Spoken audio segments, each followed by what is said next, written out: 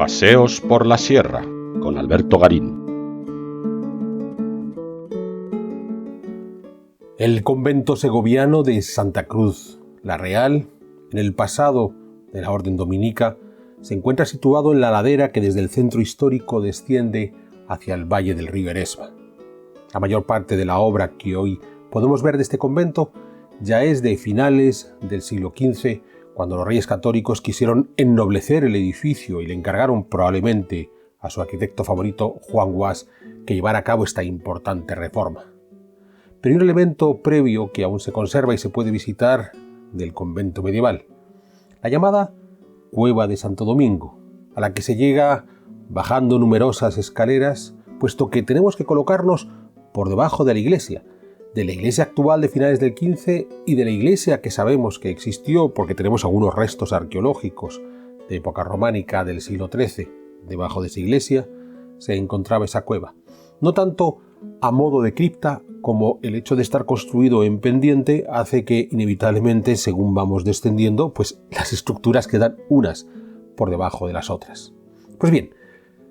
en esta cueva de Santo Domingo lo que se celebra es el paso del santo fundador de la Orden Dominica, el propio Santo Domingo, que estuvo aquí en Segovia hacia 1218, fundando en España el primer monasterio de su orden. Para engrandecer esta cueva, en el tiempo de los Reyes Católicos también se procedió a añadir, por delante de la capilla originaria vinculada a Santo Domingo, una antecapilla a la que se accede por una puerta historiada, probablemente también diseñada por Juan Guas, en la que aparece el propio Santo Domingo, acompañado por dos canes, por dos perros que mordisquean a las raposas, que son el símbolo de la herejía. Es importante entender que cuando los Reyes Católicos quisieron lanzar esta gran reforma del convento de la Santa Cruz, lo hacían porque eran dominicos y su inquisidor principal, Torquemada, era dominico. Consideraban que Torquemada estaba haciendo una buena labor en contra de los malos cristianos, de los falsos cristianos, y de ahí esa importancia de enfatizar en la fachada de la cueva del mismísimo fundador la idea de el dominico como aquel que sabe combatir de manera correcta la herejía. Esta antecapilla, como digo, es un espacio relativamente grande para el tamaño que veremos a continuación de la cueva original. Ha tenido todo tipo de ornatos litúrgicos. En la actualidad podemos observar un bello retablo del siglo XVII que contiene un calvario previo del siglo XVI, pero sobre todo lo que llama más la atención es la grandeza del espacio, con esa gran bóveda de crucería estrellada. De nuevo, dentro de las formas habituales de Juan Guas, y aquí invito a que vean las sierras de historia que hemos dedicado a esa llegada del arte borgoñón a los reinos hispanos, donde, de nuevo, se trataba de enfatizar de una manera grandiosa uno de los espacios fundamentales de la Orden Dominica en el territorio de la península ibérica, haciendo que la antecapilla que daba acceso a la capilla propiamente dicha, a la cueva, tuviera estas formas grandiosas. Fue una constante que se mantuvo, porque a la larga, cuando entramos en la cueva, lo hacemos a través de una portada de corte clásico ya del siglo XVII de Pedro de Brizuela, lo que demuestra que ha sido un espacio que durante los siglos se ha venido renovando con esa idea de vincular la grandeza de Santo Domingo como uno de los pilares de la Iglesia Católica. Y la culminación va a llegar en la propia cueva, que va a tener una reforma importante en el siglo XVIII. La cueva, esta capilla, es un espacio pequeño, alargado, cubierto por una bóveda de cañón, donde en un extremo se haya situado un retablo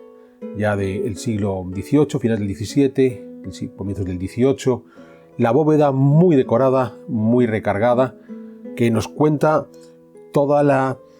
teología que se encerraba ya en la Iglesia Católica en ese siglo XVIII. En el retablo tenemos un camarín donde podemos observar a Santo Domingo, semidesnudo, frente al Cristo, ofreciendo Santo Domingo su sacrificio al Señor. Esto es lo que cuenta la leyenda que ocurrió en esta cueva en los tiempos que Santo Domingo pasó en Segovia. Por las noches venía a orar, a sufrir en nombre de Dios, entregando su alma mostrando toda su disposición para hacer lo mejor de sí mismo en nombre de Jesús. El camarín no deja de ser un poco naif, con esos mampuestos que tratan de evocar la cueva original. Algo que en la actualidad también se puede ver porque los muros de la cueva aparecen desnudos, muestran la piedra vista, algo que es el resultado de una restauración de los años 80, de los 1988, del arquitecto Pérez González, que decidió eliminar toda la azulejería que al menos desde el siglo XIX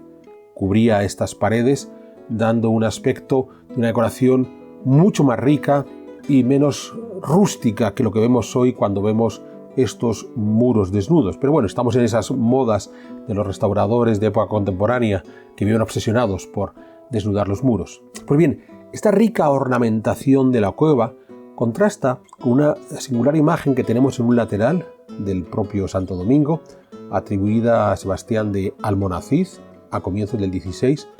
una imagen mucho más sobria, mucho más contenida del santo, que nos muestra la forma en la que ha cambiado la actitud de los fieles a lo largo del tiempo en relación con este espacio tan especial vinculado a Santo Domingo. ¿Por qué ha cambiado la actitud? Pues porque frente a esa imagen, insisto, más sobria de comienzos del XVI, donde bien, hemos hecho un espacio grandioso, pero contenido,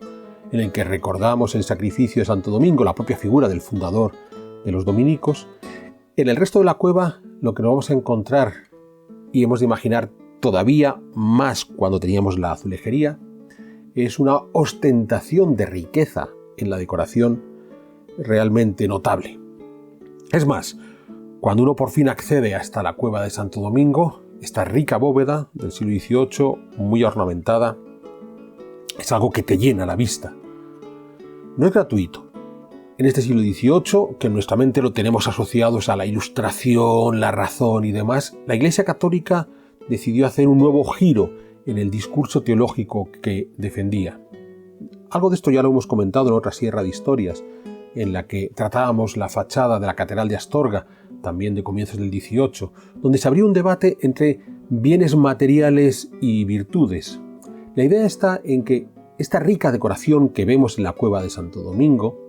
lo que nos está hablando es, de una forma metafórica, de la riqueza espiritual de la Iglesia Católica, que protege el alma de sus fieles, el bien más preciado que pueda tener cualquier ser humano, porque es mediante la salvación de ese alma cuando podemos obtener el bien mayor, que es la eternidad junto al Señor. ¿Y cómo podemos hablar de la riqueza del alma? Pues hablando de la riqueza del espacio litúrgico, hablando de la riqueza del espacio religioso, a través de este derroche decorativo, donde además los dorados rápidamente nos pueden llevar hacia el mundo del oro y de esa forma entender perfectamente que estamos hablando de riqueza.